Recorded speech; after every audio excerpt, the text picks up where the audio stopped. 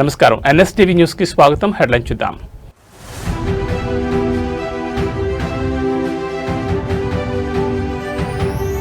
రాష్ట్రంలో భారీగా ఐఏఎస్ అధికారుల బదిలీలు, ఒకేసారి 45 మందికి స్థానచలనం.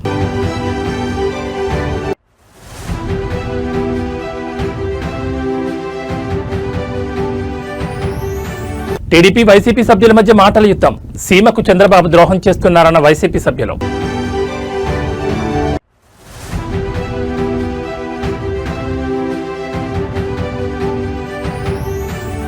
మెంబర్షిప్ టు లీడర్షిప్, నేటి నుంచి జనసేన సభ్యత్వ నమోదు కార్యక్రమం.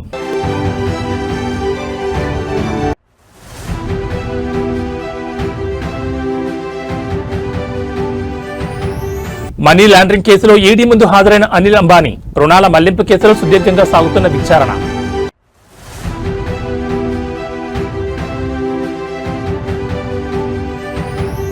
టీమిండియాకు చావో రేబో, నేడే జింబాబ్వేతో కీలక సమరం. డీటెయిల్స్ చూస్తే తెలంగాణలో భారీగా ఐఏఎస్ బదిలీలు చోటు చేసుకున్నాయి. ఈ మేరకు రాష్ట్ర ప్రభుత్వం తాజాగా ఉత్తర్వులు జారీ చేసింది. ఏకంగా 45 మంది ఐఏఎస్లను బదిలీ చేసింది ప్రభుత్వం. పంచాయతీరాజ్ శాఖ స్పెషల్ సీఎస్ గా సంజయ్ కుమార్, ఎస్పీడీసీఎల్ సీఎండీగా జితేష్ వి పాటిల్, కొత్త డిస్కమ్ సీఎండీగా ముషారఫ్ ఫారూఖీ, ఇరిగేషన్ శాఖ ప్రిన్సిపల్ సెక్రటరీగా ఈ శ్రీధర్, ఐటీఎన్సీ శాఖ ప్రిన్సిపల్ సెక్రటరీగా ఎన్ శ్రీధర్, ఫైనాన్స్ శాఖ సెక్రటరీగా గౌరవ్ ఉప్పల్ నియమించింది. అలాగే డిజాస్టర్ మేనేజ్మెంట్ స్పెషల్ చీఫ్ సెక్రటరీగా ఎం తానకిషోర్, జనరల్ అడ్మినిస్ట్రేషన్ శాఖ ప్రిన్సిపల్ సెక్రటరీగా రాహుల్ బొజ్జా, మహబూబ్ నగర్ కలెక్టర్గా బి విజయేంద్ర, కరీంనగర్ కలెక్టర్గా చిత్రా మిశ్రా, హన్మకొండ కలెక్టర్గా చాహత్ బాజ్పాయ్, భద్రాద్రి కొత్తగూడెం కలెక్టర్గా అంకిత్, యాదాద్రి కలెక్టర్గా అనురాగ్ జయంతి, జనగాం కలెక్టర్గా సందీప్ కుమార్ చూడాను నియమిస్తూ ఉత్తర్వులు ఇచ్చింది. ఫైనాన్స్ శాఖ స్పెషల్ సెక్రటరీగా సిక్తా పట్నాయక్, ట్రైబల్ వెల్ఫేర్ డైరెక్టర్గా బిఎం సంతోష్, లేబర్ స్పెషల్ కమిషనర్గా పమేలా సత్పతి, కోఆపరేటివ్ కమిషనర్గా పిఎస్ రాహుల్ రాజ్, జోగులాంబ గద్వాల జిల్లా కలెక్టర్గా రిజ్వాన్ బాషా షేక్, మహబూబాబాద్ జిల్లా కలెక్టర్గా స్నేహ సబ్రీష్, రాజన్న సిరిసిల్ల జిల్లా కలెక్టర్గా గరీమా అగర్వాల్, వికారాబాద్ జిల్లా కలెక్టర్గా దీపక్ తివారీ, అదనపు కలెక్టర్గా ఉమాశంకర్ ప్రసాద్, మెదక్ జిల్లా కలెక్టర్గా ప్రతిమా సింగ్, మేడ్చల్ జిల్లా అదనపు కలెక్టర్గా ఫైజాన్ అహ్మద్ కు బాధ్యతలు అప్పచెప్పింది.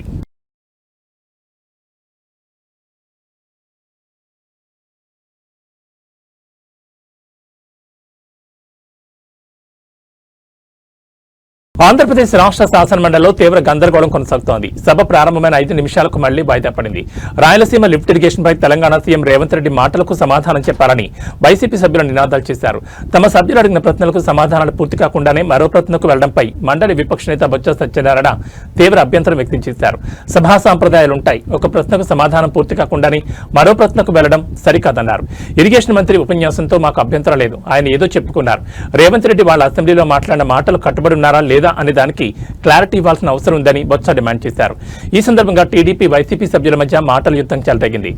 రాయలసీమకు సీఎం చంద్రబాబు తీరని ద్రోహం చేస్తున్నారంటూ వైసీపీ సభ్యులు ఆరోపణ చేయగా, ఏ ముఖ్యమంత్రి చేయనంత ద్రోహం వైఎస్ జగన్ చేశారని తెలుగుదేశం పార్టీ సభ్యులు కౌంటర్ ఇచ్చారు. దీంతో పోటాపోటీగా వైసీపీ కూటమి సభ్యులు నినాదాలు చేశారు. గందరగోళ పరిస్థితులతో సభను మండలి చైర్మన్ వాయిదా వేశారు.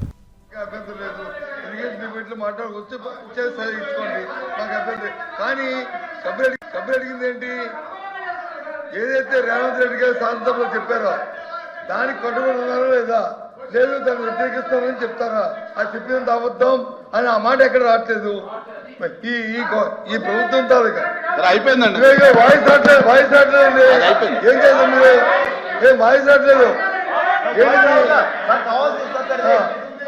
రేవంత్ రెడ్డి గారు తెలంగాణ ముఖ్యమంత్రి అక్కడ చెప్పిన ఏదైతే వాయిస్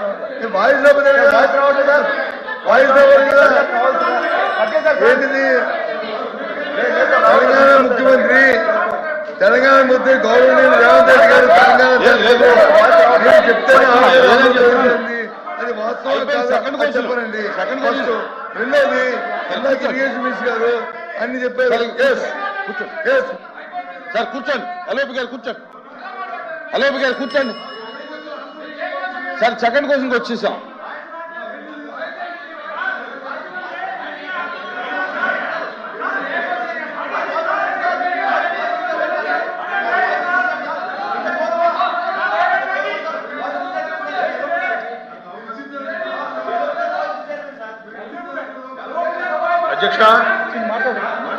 అధ్యక్ష, ఇది చాలా ప్రాధాన్యతతో కూడినటువంటి అంశం అధ్యక్ష.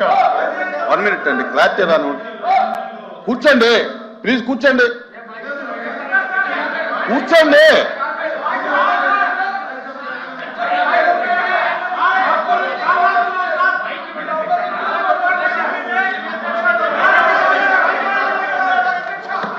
ప్లీజ్ ప్లీజ్ కూర్చోండి.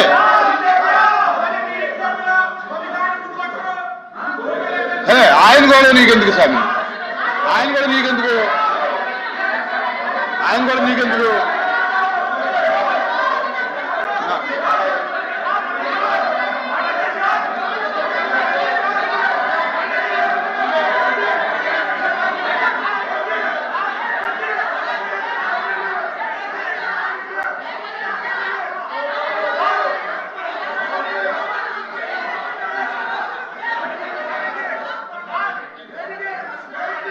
The house is adjourned for 10 minutes. House is... నేటి నుంచి జనసేన 3వ విడత క్రియాశీలక సభ్యత్వ నమోదు కార్యక్రమం ప్రారంభం కానుంది. మెంబర్షిప్ టు లీడర్షిప్ నినాదంతో సభ్యత్వ డ్రైవ్ శ్రీకారం చుట్టారు. గత 5 రోజులుగా పిఠాపురంలో విజయవంతంగా కొనసాగుతున్న సభ్యత్వ నమోదు కార్యక్రమం కొనసాగుతోంది. నేటి నుంచి 5 రాష్ట్రాల్లో సభ్యత్వ నమోదు కార్యక్రమాల విస్తరణ చేయనున్నారు. ఆంధ్రప్రదేశ్, తెలంగాణ, మహారాష్ట్ర, తమిళనాడు, కర్ణాటక రాష్ట్రాలను జనసేన టార్గెట్ చేసింది. అయితే పార్టీ ఆవిర్భావ దినోత్సవం లక్ష్యంగా పెట్టుకుని జనసేన సభ్యత్వ డ్రైవ్ నిర్వహిస్తోంది. క్రియాశీలక సభ్యత్వ రుసుము 500 నుంచి 400కు తగ్గించింది. సభ్యత్వ రుసుమును కార్యకర్తల సంక్షేమం, ఇన్సూరెన్స్ కోసం వినియోగించేలా ప్లాన్ చేస్తోంది. సభ్యులకు 5 లక్షల ప్రమాద బీమా సదుపాయం కల్పిస్తోంది. శాశ్వత వైకల్యం కలిగితే 2 లక్షల బీమా, ప్రమాదానికి గురైతే 50,000 బీమా సాయం అందించేలా జనసేన ముందుకు సాగుతోంది. సభ్యత్వాన్ని 3 వర్గాలుగా జనసేన పార్టీ విభజించింది. ఉద్యమి, సాధక్, ప్రదాతగా సభ్యుల వర్గీకరణ చేసింది. పార్టీ సిద్ధాంతాల ప్రచారం, సంస్థాగత బలోపేతమే లక్ష్యంగా ముందుకు కొనసాగుతోంది. ఇప్పటికే 2 విడతల్లో 13 లక్షలకు పైగా సభ్యత్వాలు నమోదు చేసింది. పార్టీ బలోపేతంపై అధినేత పవన్ కళ్యాణ్ ప్రత్యేక దృష్టి పెట్టారు.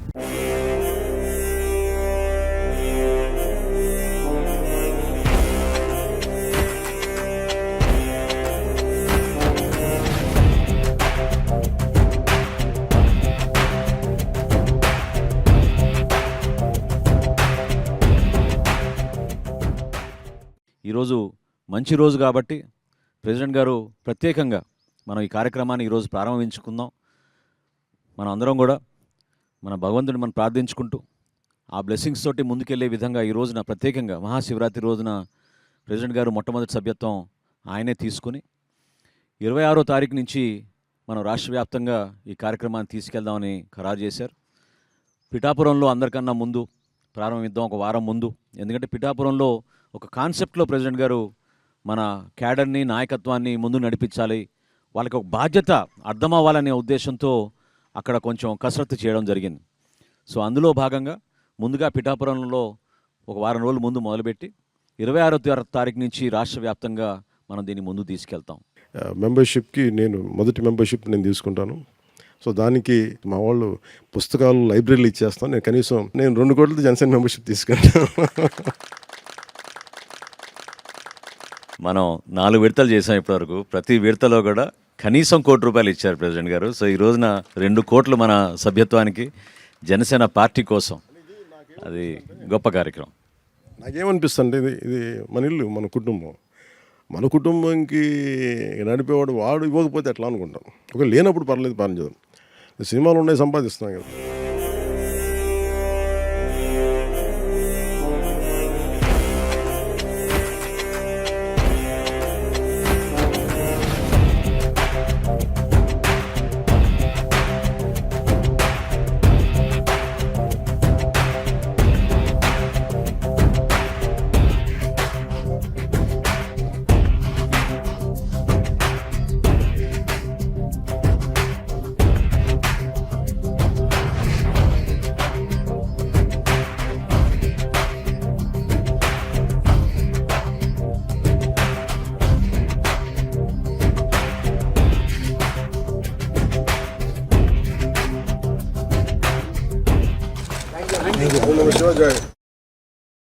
తెలంగాణ రాష్ట్రంలోని చేయూత పింఛన్ల లబ్ధిదారులకు ప్రభుత్వం తీపి కబురు అందించేందుకు సిద్ధమవుతోంది.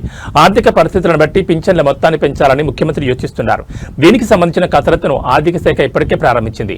ప్రస్తుతం రాష్ట్రంలో వృద్ధులు, వితంతువులు, చేనేత, బీడీ కార్మికులకు నెలకు 2,016 రూపాయలు అందజేస్తుండగా దివ్యాంగులకు 4,016 రూపాయల చొప్పున పింఛన్ అందుతోంది. తాజా ప్రతిపాదన ప్రకారం ప్రాథమికంగా అందరికీ 500 చొప్పున పెంచాలని ప్రభుత్వం భావిస్తోంది. ప్రస్తుతం పింఛన్ల కోసం ప్రతి నెల సుమారు 950 కోట్లు ఖర్చవుతుండగా 500 పెంపు వల్ల ఏడాదికి అదనంగా 2,500 కోట్ల భారం పడుతుందని అంచనా వేస్తున్నారు. ఎన్నికల హామీ మేరకు పింఛన్లను భారీగా పెంచాలన్నదే ప్రభుత్వ లక్ష్యం. అయితే రాష్ట్ర ఆర్థిక పరిస్థితిని దృష్టిలో ఉంచుకుని ఒకేసారి కాకుండా విడతల వారీగా ఈ పెంపును చేపట్టనున్నారు. వచ్చే ఎన్నికల నాటికి సాధారణ పింఛన్లను 4,000కు, దివ్యాంగుల పింఛన్లను 6,000కు పెంచాలని యోచిస్తోంది ప్రభుత్వం.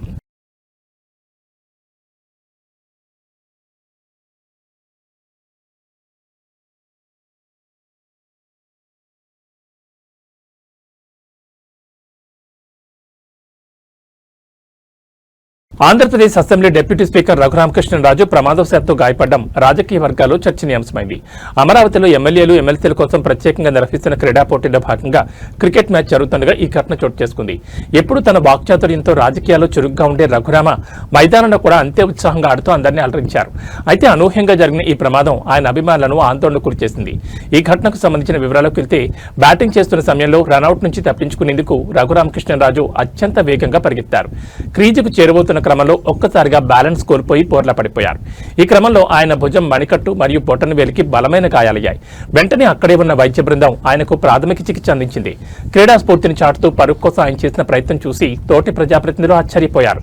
ప్రస్తుతం ఆయన ఆరోగ్యం నిలకడగానే ఉన్నప్పటికీ ఎముకలకు సంబంధించిన గాయాలు కావడంతో మెరుగైన వైద్య పరీక్షల నిమిత్తం ఆయన హైదరాబాద్కు వెళ్లనున్నారు. అక్కడ స్పెషలిస్ట్ డాక్టర్ల పర్యవేక్షణలో చికిత్స తీసుకోనున్నారు. అసెంబ్లీ బడ్జెట్ సమావేశాల నేపథ్యంలో ప్రజాప్రతినిధులందరూ ఉత్సాహంగా పాల్గొంటున్న ఈ క్రీడల్లో ఎలాంటి ప్రమాదం జరగడం దురదృష్టకరం. ఆయన త్వరగా కోలుకోవాలని ముఖ్యమంత్రి చంద్రబాబు నాయుడు, ఉప ముఖ్యమంత్రి పవన్ కళ్యాణ్ సహా పలువురు నేతలు ఆకాంక్షించారు. కాదు, అచ్చెన్నాయుడు అన్న గారు బిఫోర్ స్పోర్ట్స్ మినిస్టర్, మీరు బిఫోర్ స్పోర్ట్స్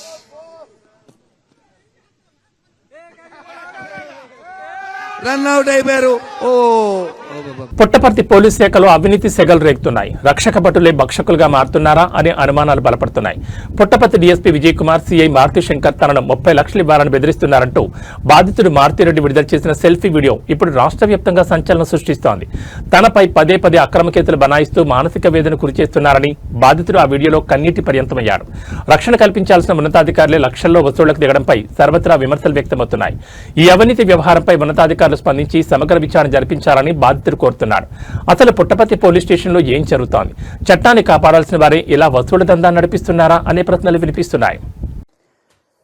మీడియా మిత్రులకి ముఖ్యంగా నమస్కారం. తర్వాత పుట్టపర్తి ప్రజానీకానికి నమస్కారం.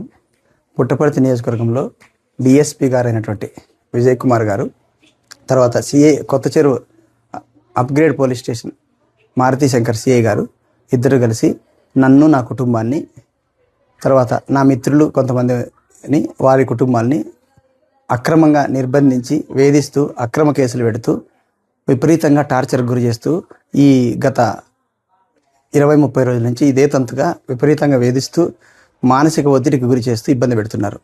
ఇందులో భాగంగా నేను ఫోన్లు చేస్తే లిఫ్ట్ చేయరు, మా ఫ్యామిలీ ఫోన్లు చేస్తే లిఫ్ట్ చేయరు, స్టేషన్కి పోతే ప్రాపర్గా రెస్పాండ్ గారు, రానియద్దంటారు. తర్వాత ఎస్పెషల్లీ ఇద్దరు కలిసి నన్ను బెంగళూరుకి పారిపో, నువ్వు ఈ ఏరియాలో ఉండకూడదు, లేకుంటే నీ మీద పీడీ యాక్ట్ ప్రయోగిస్తాం అని చెప్తూ ఇందులో ఇండైరెక్ట్గా 2-3 సార్లు ఆల్రెడీ మమ్మల్ని అక్రమంగా నిర్బంధించిన తరుణంలో లాస్ట్ టైం మా మీద ఒక మర్డర్ అలిగేషన్ కేసు జరిగినప్పుడు సి మారుతి శంకర్ గారు డైరెక్ట్గా నాకు చెప్పడం జరిగింది, నువ్వు ఈసారి జైల్లో నుంచి బయటకు వచ్చిన వెంటనే నువ్వు డబ్బులు 30 లక్షల రూపాయలు, కనీసం 20 లక్షల రూపాయలు నువ్వు డిఎస్పీ గారితో మాట్లాడుకుని ఇవ్వకుంటే నీ మీద పీడీ యాక్ట్ పెట్టేసి బెంగళూరుకి పంపించేస్తాము, లేదా వేరే చోటుకి పంపించేస్తాము, జిల్లా బహిష్కరణ చేస్తాము అని నన్ను నిర్బంధించిన ప్రదేశంలో చెప్పారు. అఫీషియల్గా పోలీస్ స్టేషన్లో ఎంక్వైరీ చేయాల్సిన బాధ్యత వాళ్ళకి లేకుండా ఒక అన్అఫిషియల్గా ఎక్కడో ఒక గోడౌన్లో కళ్ళకు గంతలు కట్టి తీసుకెళ్లి మమ్మల్ని ఎంక్వైరీ చేశారు. సరే, అవన్నీ ఒకవేళ పోలీసు వాళ్ళకి అనుకూలం జరగాల్సిన పరిస్థితుల్లో ఉంటే నేను సహకరించడం జరిగింది. అయినా పోలీస్ వ్యవస్థ మీద ఇంకా నమ్మకం ఉంది కాబట్టి నేను మీడియా మిత్రులకు, ఎస్పెషలీ ఈ మీడియా ద్వారా ఎస్పీ గారికి విన్నవించుకుంటున్నాను. పోలీస్ వ్యవస్థలో చాలా వరకు బాగుంది, కానీ నేను చూసిన పుట్టపర్తిలో ఈ ఇద్దరు మాత్రం కొల్యూజన్తో ప్రజల్ని అనేక విధాలుగా ఇబ్బందులకు గురి చేస్తూ వాళ్ళ కరప్షన్కి గురి చేస్తూ ఎన్నో విషయాలు ఉన్నాయి. అవన్నీ ఇప్పుడు చెప్పుకునే సమయం కూడా కాదు. నా పర్సనల్ మ్యాటర్ మాత్రమే చెప్పుకుంటున్నా. ఎప్పుడు నేను ప్రజా సమస్యలు మాత్రమే మాట్లాడేవాడిని. ఈసారి ఆ గొంతు నొక్కేయాలని ప్రయత్నంతో నా మీద పీడీ ప్రయోగం చేయాలని అక్రమ కేసులు పెట్టి, ఫాల్స్ కేసులన్నీ పెట్టి, కనీసం నన్ను ఎంక్వైరీ చేయకుండా, నన్ను అడగకుండా ఈ విధంగా ఇబ్బందులకు గురి చేస్తున్నారని మీడియా మిత్రుల ద్వారా ప్రజలకు విన్నవించుకుంటున్నాను, వ్యవస్థలకు విన్నవించుకుంటున్నాను. నాలాంటి వారికే ప్రజా సమస్యల మీద పోరాడడానికే ఇన్ని ఇబ్బందులు గురి చేస్తే సామాన్యమైన ప్రజలకు వీళ్ళు ఎంత ఇబ్బందులు గురి చేస్తుంటారు, వ్యవస్థను ఎలా తొక్కి పెడుతుంటారో, ఎలా మేనేజ్ చేస్తుంటారో దయచేసి మీ ద్వారా అందరికీ తెలియజేసుకుంటున్నాను. వీరిని ఉపేక్షించకుండా ప్రజలు, వ్యవస్థలు, ఇంటెలిజెన్స్ వ్యవస్థ, మీడియా వాళ్ళు అందరూ కలిసి దీని మీద ఖచ్చితంగా ఆలోచించి వీరి మీద నిఘా వేసి ఇట్లాంటి చీడపురుగుల్ని వ్యవస్థలో ఉండనీయకూడదని చెప్పేసి దయచేసి కోరుకుంటూ విరమించుకుంటున్నాను. Thank you. AP liquor scam కేసులో కీలక పరిణామం చోటు చేసుకుంది. ఈ కేసులో A7 గా ఉన్న ముప్పిడి అవినాష్ రెడ్డి సిట్ అధికారులు ఎదుట లొంగిపోయారు. సుప్రీంకోర్టులో దాఖలు చేసిన ముందస్తు బెయిల్ పిటిషన్ రిజెక్ట్ మంగళవారం అవడంతో విజయవాడలో ఉన్న సిట్ కార్యాలయానికి తన లాయర్తో కలిసి వెళ్లి అధికారులు ఎదుట సరెండర్ అయినట్టు తెలుస్తోంది. గతంలో హైకోర్టులో కూడా ముప్పిడి అవినాష్ కు బెయిల్ రిజెక్ట్ అయింది. జనవరి 29న ఏపీ హైకోర్టు ఇచ్చిన ఉత్తర్వుల్ని సవాల్ చేస్తూ సుప్రీంకోర్టులో పిటిషన్ వేయగా అక్కడ కూడా ఎదురు దెబ్బ తగిలింది. ప్రధాన న్యాయమూర్తి జస్టిస్ సూర్యకాంత్, జస్టిస్ జోయ్ మాల్యా బాగ్చేల నేతృత్వంలో ఉన్న ధర్మాసనం అవినాష్ రెడ్డి తరఫున సీనియర్ న్యాయవాది సిద్ధార్థ దబీ వాదనలు విన్నారు. విదేశాలకు వెళ్లిన వివరాలపై ఆరా తీసిన సీజే సూర్యకాంత్ ఏడాది కాలంగా తన పరారిలోనే ఉన్నాడు కదా అని ప్రశ్నించారు. ఏ కోర్టు అనుమతితో విదేశాలకు వెళ్లారని అడిగారు. చట్టాన్ని ఏమార్చేందుకు ప్రయత్నించి ఇలాంటి వారికి ముందస్తు బెయిల్ ఇచ్చి ఎందుకు రక్షణ ఇవ్వాలని అభిప్రాయపడ్డారు. అరెస్ట్ నుంచి మధ్యంతర రక్షణ ఇచ్చేందుకు సీజే నిరాకరించారు. ఫిబ్రవరి 26న అవినాష్ శ్రీలంక నుంచి వచ్చేందుకు సిద్ధంగా ఉన్నారని, ఎల్ఓసీని ఆపాలని న్యాయవాది కోరగా దానికి కూడా నిరాకరించారు. ముందు అతను లొంగిపోవాలని, ఆ తర్వాతే రెగ్యులర్ లేదా మధ్యంతర బెయిల్ పిటిషన్లను పరిశీలిస్తామని స్పష్టం చేస్తూ తదుపరి విచారణను మార్చి 12కు వాయిదా వేశారు. లిక్కర్ స్కామ్ కేసు నమోదైన తర్వాత ముప్పిడి అవినాష్ రెడ్డి సోదరుడు అరెస్ట్ అయ్యాక అతన్ని కూడా నిందితుడిగా చేరుస్తారని భయపడి విదేశాలకు పారిపోయాడు. ఇటీవల సుప్రీంకోర్టు అతన్ని లొంగిపోవాలని ఆదేశాలు జారీ చేయడంతో మరో దారిలేక సిట్ ఆఫీసులో సరెండర్ అయ్యాడు.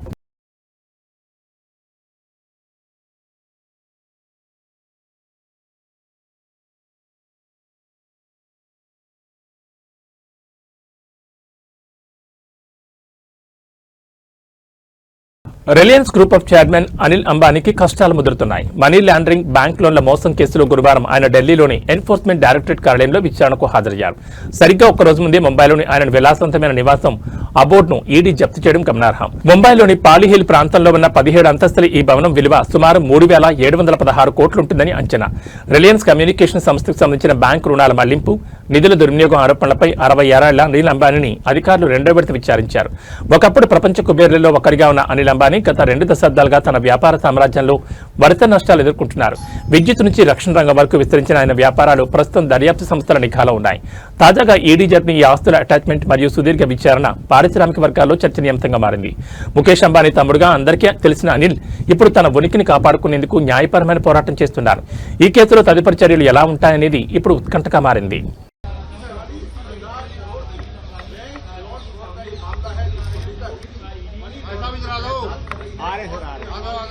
इससे कोई नहीं आ गया जनाब। हाँ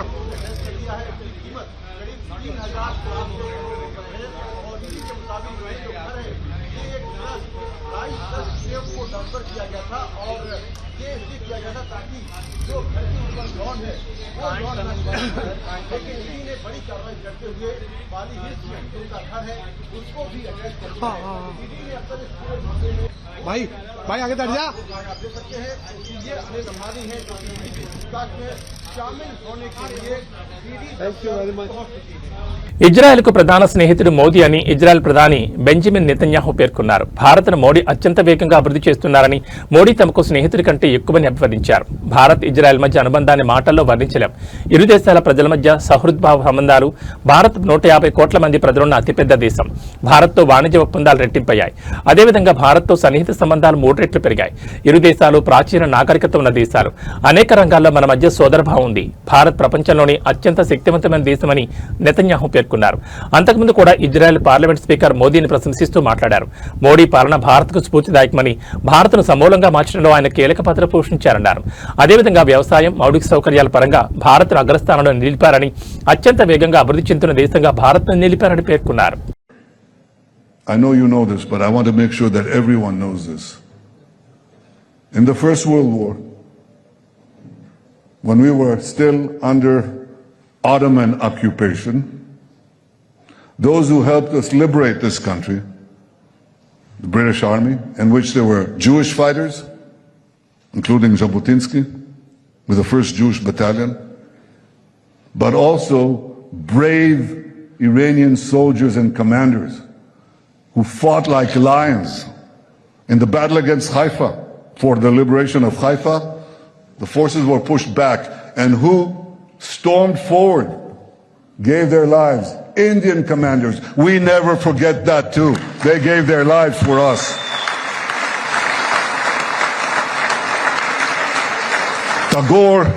Tagore spoke so positively about our national movement, and his writings were translated into Hebrew. Ayumi shishvu et dmuto aturat hazakan halavan. Hyderabad నగరంలోని జూబ్లీ హిల్స్ లో భారీ అగ్ని ప్రమాదం ఘటన చోటు చేసుకుంది. జూబ్లీ హిల్స్ రోడ్ నెంబర్ 36 లో ఉన్న ప్రముఖ దుస్తుల brand manoeuvre showroom Mangala Gauri shopping మాల్లో గురువారం ఉదయం మంటలు చెలరేగాయి. ఈ ప్రమాద సమాచారం అందుకున్న వెంటనే అగ్నిమాపక సిబ్బంది ఘటనా స్థలానికి చేరుకుని మంటలను అదుపులోకి తీసుకోవడానికి ప్రయత్నిస్తున్నారు.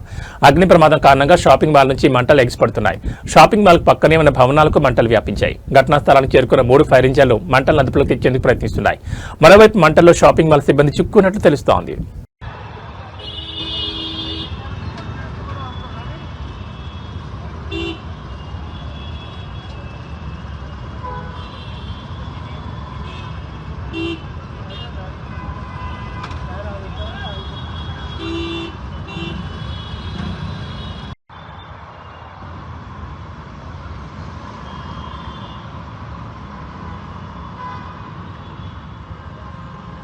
ఛత్తీస్గఢ్ బీజాపూర్ జిల్లా ఇంద్రావతి ప్రాంతంలో బలగాలకు మావోయిస్టులకు జరిగిన ఎదురు కాల్పులో 2 మావోయిస్టులు మృతి చెందారు. ఘటనా స్థలం నుంచి మృతదేహాలతో పాటు భారీగా ఆయుధాలు స్వాధీనం చేసుకున్నట్లు అధికారులు తెలిపారు. ఈ ఘటన జంగలా పోలీస్ స్టేషన్ పరిధిలోని ఇంద్రావతి నదీ ప్రాంతంలో జరిగిందని జిల్లా ఎస్పీ జితేందర్ యాదవ్ తెలిపారు.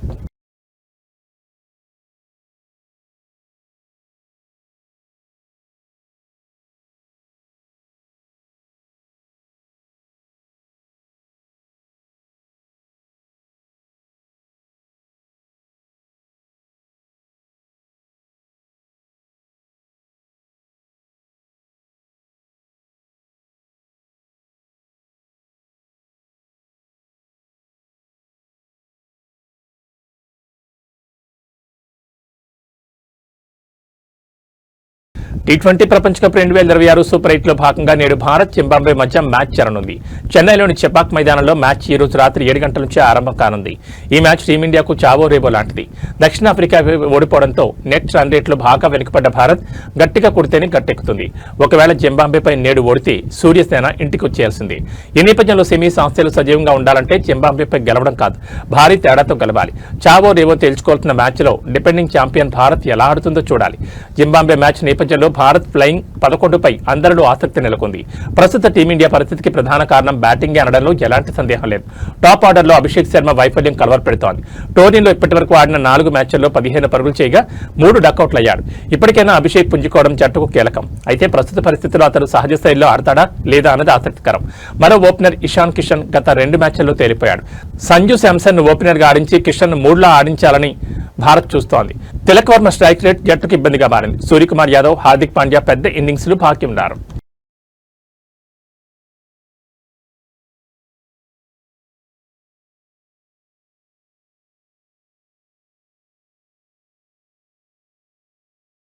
Tollywood most admired couple Vijay Deverakonda, Rashmika Mandanna ఎట్టకేలకు ఒక ఇంటివారయ్యారు. గత కొంతకాలంగా వీళ్ళిద్దరి ప్రేమ పెళ్లిపై జరుగుతున్న ప్రచారాన్ని తెరదించుతూ ఈ ఉదయం రాజస్థాన్లోని ఉదయ్పూర్ వేదికగా ఈ జంట వివాహ బంధంలోకి అడుగుపెట్టారు. అత్యంత సన్నిహితులు, కుటుంబ సభ్యుల సమక్షంలో ఈ వేడుక అత్యంత వైభవంగా జరిగింది. ఈ ఉదయం 10 గంటల 15 నిమిషాలకు సుముహూర్తాన విజయ్ దేవరకొండ రష్మిక మెడలో 3 ముళ్లు వేశారు. హిందూ శాస్త్రోక్తంగా జరిగిన ఈ పెళ్లి వేడుకలో ఇరు కుటుంబాల సభ్యులు పాల్గొన్నారు. ఉదయ్పూర్లోని ఒక ప్యాలెస్ లో జరిగిన ఈ వేడుకలో వధూవరులిద్దరూ సాంప్రదాయ దుస్తుల్లో మెరిచిపోయారు. సోషల్ మీడియాలో వీరిని అభిమానులు ప్రేమగా పిలుచుకుని విరోషి అనే పేరు ఇప్పుడు ట్రెండింగ్ లో నిలిచింది. రష్మిక మందన కర్ణాటకలోని కూర్గ్ ప్రాంతానికి చెందినవారు. తమ ప్రాంత సంప్రదాయాన్ని గౌరవిస్తూ ఈ రోజు సాయంత్రం 4 గంటల 30 నిమిషాలకు ఈ జంట మరోసారి కొడవ పద్ధతిలో వివాహం చేసుకోబోతున్నారు. సాధారణంగా కొడవ పెళ్లిళ్లు చాలా ప్రత్యేకంగా విభిన్నమైన వస్త్రధారణతో సాగుతాయి. ఒకే రోజు 2 వేర్వేరు సంప్రదాయాల్లో పెళ్లి చేసుకోవడం విశేషం. విజయ రష్మిక పెళ్లి అంగరంగ వైభవంగా జరగడంతో టాలీవుడ్ ప్రముఖులతో పాటు అభిమానులు సోషల్ మీడియా వేదికగా శుభాకాంక్షలు తెలుపుతున్నారు. గీత గోవిందం, డియర్ కామ్రేడ్ సినిమాలతో వెండితెరపై మ్యాజిక్ చేసిన ఈ జంట నిజ జీవితంలోనూ ఒక్కటవడం పట్ల ఫ్యాన్స్ ఖుషి అవుతున్నారు.